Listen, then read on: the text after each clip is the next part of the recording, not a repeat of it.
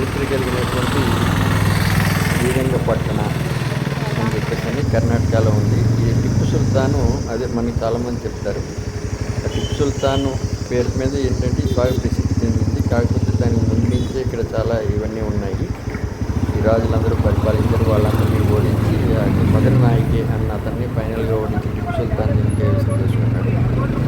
ఈ శ్రీరంగపట్టణ అనే దానికి ఇది రంగనాథుల ఆలయాల్లో ఇది కూడా ఒకటి అన్నమాట. ఇలా చూడడానికి ఇదంతా చాలా మట్టుకు ఇది కోట పాడైపోయింది, కానీ కొంత ఇంకా ఉంది. ఇది ఫస్ట్ మనం ఇలా వెళ్తుంటే ఫస్ట్ రంగనాథ స్వామి ఆలయం, జామియా మసీదు.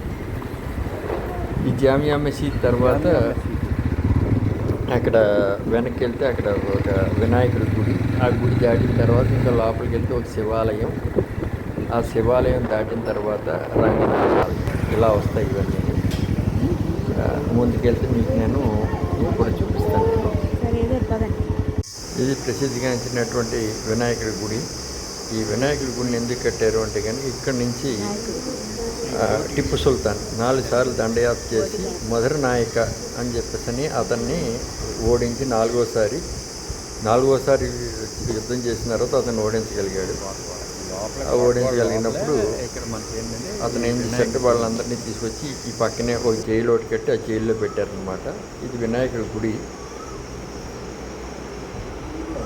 ఈ వినాయకుడి గుడి దాటి కొంచెం అలా ఈ పక్కగా అది చూడండి, ఈ పక్కగా అలా ముందుకు వెళ్తే ఆ మొదటి నాయకుని ఎక్కడైతే జైల్లో పెట్టారో ఆ జైలు అంతా కనిపిస్తుంది. అంతా పాడైపోయింది, కానీ ఏంటంటే ఇంకా స్టిల్ కనిపిస్తుంది. ఆ రోజుల్లోనే వీళ్ళందరూ కూడా ఏంటంటే కాల్చిన ఇటుకలు అవన్నీ కూడా వాడారు. ఈ గోడ కొంతవరకు అయిన తర్వాత కొంతవరకు ఇటుకలతో, ఆ తర్వాత మళ్ళీ దీంతో కట్టారు. ఇవన్నీ చెక్క సున్నంతో కట్టినట్టు అనుకుంటాను, కానీ ఇప్పటికి కూడా ఇంకా కోటగోడలు గట్టిగా ఉన్నాయి. మిగిలిన విషయాలు పూర్తిగా లోపలికి వెళ్ళి చూద్దాం. లోపల వినాయకుడి గుడి.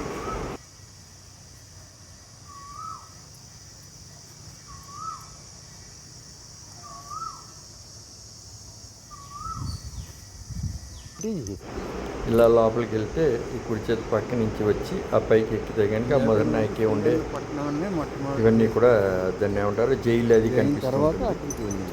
అదేంటంటే అప్పట్లో మనకి గోల్కొండలో రామదాస్ బంధించినట్టుగానే ఉంది ఇదంతా కూడా. అటు ఇటు చెట్లు అవి ఇది మలిచి ఉన్నాయి బాగానే. ఇంకా చూద్దాం పూర్తిగా మీకు లోపలికి వెళ్తే ఇంకా అర్థమవుతుంది. ఇంకా ఈ కోట లోపలే చూసారా అవన్నీ కూడా శిథిలం అయిపోయి ఉన్నాయి. ఎవరో దీన్ని ఇది చేసి పట్టించుకోలేదు, కానీ చాలా చరిత్ర కలిగినటువంటిది ఈ శ్రీరంగపట్నం. చూడండి, చెప్పులు లేవు. గుడిలోంచి రావడం వల్ల చెప్పులు లేకుండా నడుస్తున్నాను. కిందనన్నీ ముళ్ళు గుచ్చిపోయినాయి బాగానే. పై వరకు వెళ్ళాను, అదంతా చూసి ఇచ్చేసుకొచ్చాను అనమాట. చూడండి, ఇదంతా చాలా బాగుంది. కానీ అండి వాటిని జాగ్రత్తగా ఇప్పటికి కొంచెం రిపేర్ చేయించగలిగితే ఇంకా చూడడానికి మన యొక్క చరిత్ర ఆనవాళ్ళు బాగా కనిపిస్తాయి. అదనమాట. ఇది ఈ కిందకి దిగాలి. ఇలాగా ఈ కిందకి దిగి వెళ్తే కానీ అక్కడ చాలామంది తాగేసి బీర్ చేసాలు పగలు కొట్టేసి కూడా ఉన్నారు. ఎవరో పట్టించుకుని కూడా అంతలా కనిపించలేదు. ఈ లోపలికి వెళ్తే ఇటు పక్కన ఉన్నదంతా ఈ కుడి చేతి పక్కకు ఉందన్నమాట మదర్ నాయక్ ఏంటండి పెట్టిన బందిఖానా. చూసినా ఇదంతా చుట్టూ చూడండి కోట గోడ అగట్లా ఉంది. పైకి ఎక్కుదామని అనుకుంటున్నాను, కానీ కింద ముళ్ళు గుచ్చిపోతాయేమో అని భయం వేస్తుంది. సరే, ధైర్యం చేసి అందరికీ చూపించవచ్చు కదా.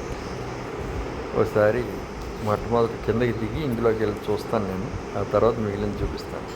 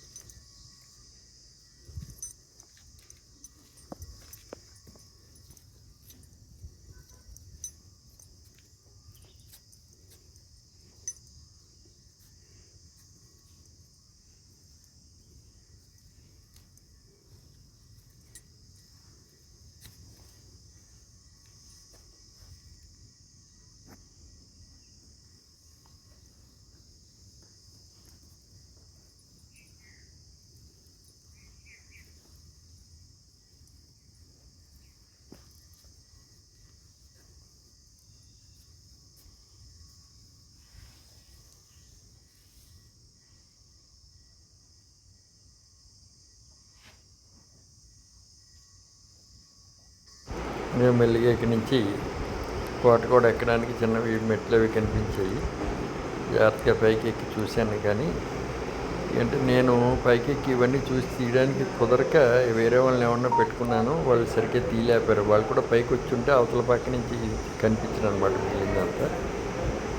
సో బ్యాక్ వచ్చి కిందకి మళ్ళీ లోపలికి తీసుకెళ్ళి చూపిస్తున్నాను. ఇదంతా చూసారా, ఇది మొదటి నాయకుడిని ఇక్కడ పెట్టించినటువంటి ఖైద్ అనమాట. ఇది బందిఖానా. ఇది ఇలా ఉంది లోపల, చూసారు కదా. చాలా పెద్దది అది. ఎందుకంటే అతను ఒక్కడే కాకుండా వేరే వాళ్ళని అందరినీ కూడా ఇందులో పెట్టినట్టున్నారు. సో మొత్తానికి ఇక్కడ ఇది చాలా పెద్ద బందిఖానా. ఇక్కడి నుంచి ఇలా పైన అతనికి ఫుడ్ అది అందించడానికి దానికి కన్నం అది అన్నీ కూడా ఉన్నాయి. బాగుంది. ఏదేమైనప్పుడు కొంతవరకు చిన్న పార్ట్ మాత్రమే బాగా మిగిలిందంతా పాడైపోయింది కోట. కాలాలో గుచ్చుకొని ముళ్ళు తీసుకుని ఇదంతా వెనక్కి వెళ్తున్నాను అనమాట గుడి వైపుకి. ఈ కింద వరుస సరే, ఎండ బాగా పడుతుండవచ్చు, గోల్డెన్ కలర్లో బాగా రాయి. ఇందులో సరే, ఈ పైన ఇటుకలు ఉన్నాయి కదా, ఈ రాళ్ళు దాటగానే వచ్చిందంతా ఇటుకలు ఏవైతే ఉన్నాయో అది ఇటుకే అనమాట. ఆ ఇటుకలు కాల్చినవి అనమాట. చూడండి, కూడా కనిపిస్తుంది, ఇదంతా కనిపిస్తుంది. అందుకోసం కొంత రాయితో ఆ పైన ఏంటంటే ఇటుకలతో కట్టారు. వీళ్ళందరూ కూడా కాస్త ఏదేమైనా మళ్ళీ చెప్పేది ఏంటంటే, మీ అందరూ దీన్ని బాగా మెయింటైన్ చేసుంటే బాగుండేది. కనీసం గోల్కొండలా కూడా మెయింటైన్ చేయలేదు. కనీసం గోల్కొండ దీనికన్నా 1000 రెట్లు ఉన్నాయి. చాలా బాగుంది. ఇవి తీసుకుని మళ్ళీ బ్యాక్ వచ్చేస్తున్నాం. ఇప్పుడు శివాలయం ఉంటుంది. ఇది శివాలయం. ఇది ఊరికి మొట్టమొదటి తగిలేదనమాట. ఇక్కడ శివాలయాన్ని దర్శనం చేసుకుని ఆ తర్వాత రంగనాథుడి ఆలయానికి వెళ్తాం మనం. ఇది విషయం. ఇది లోపల ఉండేది ఇలాగా శ్రీకాళ స్తంభాలతోటి ప్రతి చోట కూడా అంటే వైష్ణవాలయంలో వైష్ణవ సాంప్రదాయ ప్రకారం ఇలాగా అన్నీ కూడా ఏంటంటే స్తంభాలతో ఉంటుంది. ఈ గుళ్ళన్నిటిలోనూ కూడా మనం చూడదగ్గది ఏంటంటే శిల్ప సంపద. చూడండి, చాలా జాగ్రత్తగా అప్పట్లో వాళ్ళందరూ చెక్కి పెట్టారు. లోపల వీడియోగ్రఫీ తీయడానికి ఇది లేదు అని చేత ఏంటంటే లోపల తీయకూడదని చెప్పేసి అని తీయలేదు. చూడండి ఎంత బాగున్నాయి. అలా 1000 కాళ్ళ మండపాలు.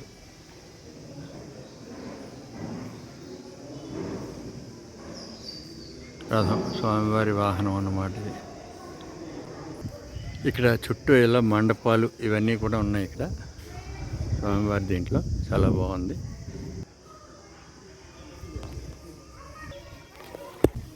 బయట కలిపి తీసుకున్నారండి.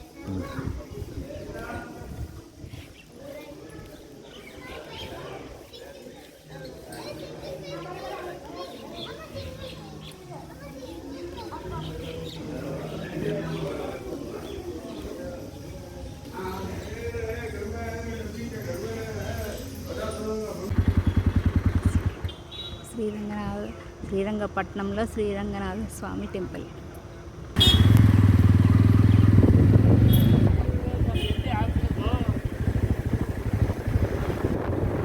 ఇక్కడ పిల్లల రైడ్కి ఎదుర్కొన్న మంచి గుర్రాలు అవి కూడా పెట్టారు.